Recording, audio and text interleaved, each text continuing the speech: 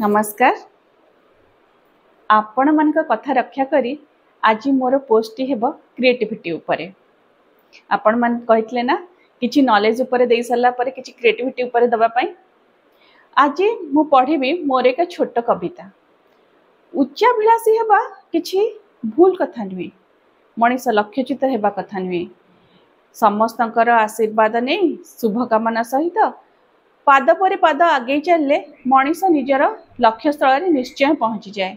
किंतु पड़ोसी घरर धनी पिला सहित सांग होई जदि से निजर पिता माता माटी माँ को भूली जाए तेबे से केबे भी ता लक्ष्य स्थल पहुंची पारे नहीं। यही सारांश नहीं आज मोर ए छोट कविता उच्चाभिलाषी मनीष।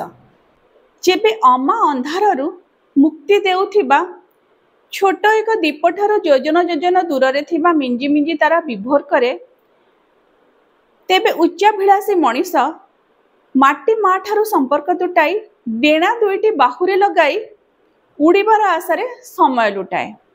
आकाशरे उड़ीबार स्वप्न किछि मंद नुहे, किंतु माटी माँ रो आशीष नहीं मंजा सूता केबे छिड़ी जीव मनीष हेब भूपतित ताहा केवल भगवान को जना। स्वप्नभिलाषी मनीष वास्तवता ठारू दूरेई जाए, जहा न थाए पाखरे ताकु ही नहीं निशिदिन हुए भाली।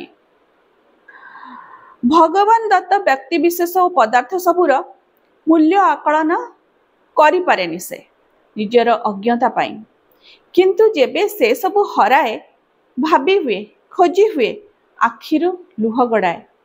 सेइथि पाई तो जहा नाई ताकु न भाली होई जहा अच्छी ताकु ही नहीं संतुष्टिर सह आगकु चलिबाकु हेबो।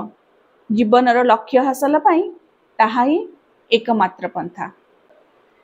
कविताटी केमिति लागिला निश्चय कहिबे। धन्यवाद।